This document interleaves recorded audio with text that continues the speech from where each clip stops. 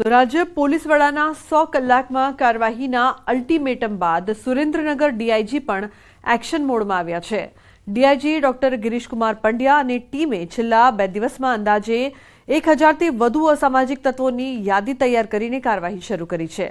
આ સમગ્ર મામલે પોલીસ ટીમ દ્વારા અસામાજિક પ્રવૃત્તિઓ કરતા શખ્સોના મકાન તેમજ આસપાસના સ્થાનિક વિસ્તારમાં કોમ્બિંગ અને ફૂટ પેટ્રોલિંગ કરવામાં આવ્યું છે। સુરેન્દ્રનગર જિલ્લામાં લગભગ 1000 જેટલા આરોપીની યાદી શોર્ટ લિસ્ટ કરવામાં આવેલી છે અને હજુ પણ આ યાદી છે એની ચકાસણીની કાર્યવાહી ચાલુ છે। આવતીકાલ સાંજ સુધીમાં આ જે યાદી છે એ ફાઇનલ થઈ જશે। અત્યારે અમે ગઈકાલથી જે યાદી બનાવી છે એ મુજબથી ગઈકાલે રાત્રે 3 પોલીસ સ્ટેશન વિસ્તારમાં કોમ્બિંગ હાથ ધરવામાં આવેલું હતું। તો ધોરાજી નગરપાલિકાના પ્રમુખ પદેથી રાજીનામું। ધોરાજી નગરપાલિકામાં ભાજપના પ્રમુખનો ભોગ લેવાયો। માત્ર 13 દિવસમાં આપ્યું રાજીનામું।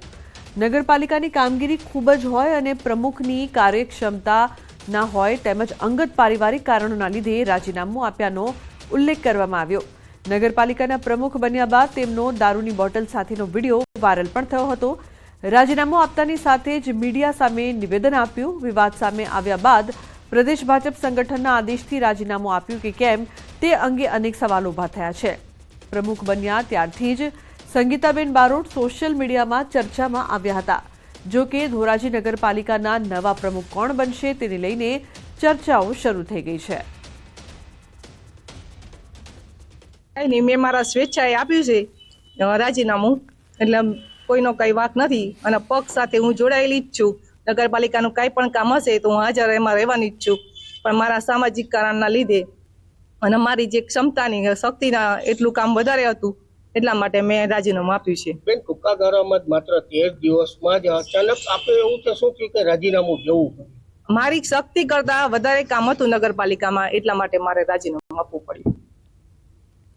તો સાબરકાંઠામાં કેનાલના પાણી ખેતરોમાં ફરી વળ્યા છે। પ્રાંતિજના પિલુદ્રા સીમમાં આવેલ ખેતરોમાં હાથમતી કેનાલના પાણી ફરી વળ્યા હતા। કેનાલના પાણી ખેતરમાં ઘૂસતા બેટમાં ફેરવાયા હતા। તો ઘઉં અને કોબીજ ફુલાવરમાં પાણી ફરી વળતા ખેડૂતોને લાખોનું નુકસાન થયું। બીજી તરફ ખેડૂતોએ ખેતરોમાં પાણી અંગે તંત્રને જાણ કરી હતી।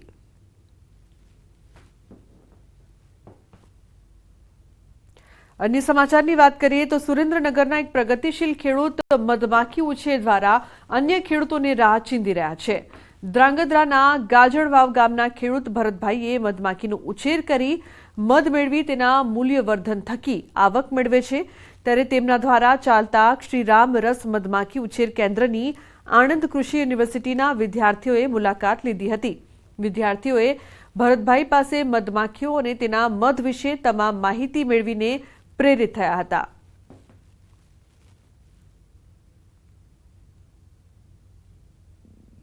વિદ્યાર્થીઓને પ્રાયોગિક માર્ગદર્શન મળી રહે અને સાથે સાથે કે જે મધમાખીની પેટીઓ છે અને એની અંદર જે મધમાખી હોય છે તો એની જુદી જુદી જે પ્રજાતિ કાસ્ટ કહીએ આપણે કે રાણી છે, નર છે અને કામદારો છે, તો આને પણ પ્રત્યક્ષ રીતે જોઈ શકે। મુલાકાત ખૂબ જ સરસ, બહુ સારી રીતે ભરતભાઈએ સમજાયું છે અને જે અહીંયા મધમાખી મેન્ટેન કરવામાં આવે છે એ પણ બહુ જ સરસ રીતે છે। હની મધમાખી ઉછેર કેન્દ્રની મુલાકાત લીધી જે ભરતભાઈ દ્વારા હેન્ડલ કરવામાં આવે છે। ત્યાં આવીને અમને ઘણું બધું ભરતભાઈ દ્વારા શીખવવામાં આવ્યું અને તેમણે ઘણી માહિતી આપી। આજે અમારા ફાર્મ પર આણંદ કૃષિ યુનિવર્સિટીના વિદ્યાર્થીઓ વિઝિટ માટે આવ્યા છે અને એમને જે જરૂર છે મધમાખી ઉછેર માટેની, મધમાખી શું કામ કરે છે, કયા વિસ્તારમાં કઈ જગ્યાએ મૂકવી, કેટલા પ્રકારની માખીઓ હોય, એ બધા પ્રશ્નો પૂછ્યા અને એને સરસ રીતે સંતોષકારક જવાબ આપ્યો।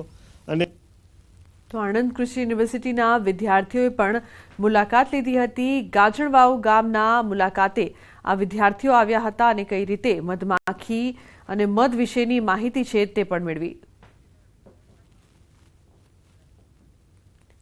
તો સુનિતા વિલિયમ્સના પરત ફરવા પર મુખ્યમંત્રીએ વ્યક્ત કરી ખુશી। કહ્યું, ભારત અને ગુજરાતની દીકરી અંતરિક્ષમાં ફસાયા બાદ સફળતાપૂર્વક પરત ફરી તેનો આનંદ છે। સ્વાસ્થ્ય સારું છે અને સારું રહે તેવી પ્રાર્થના।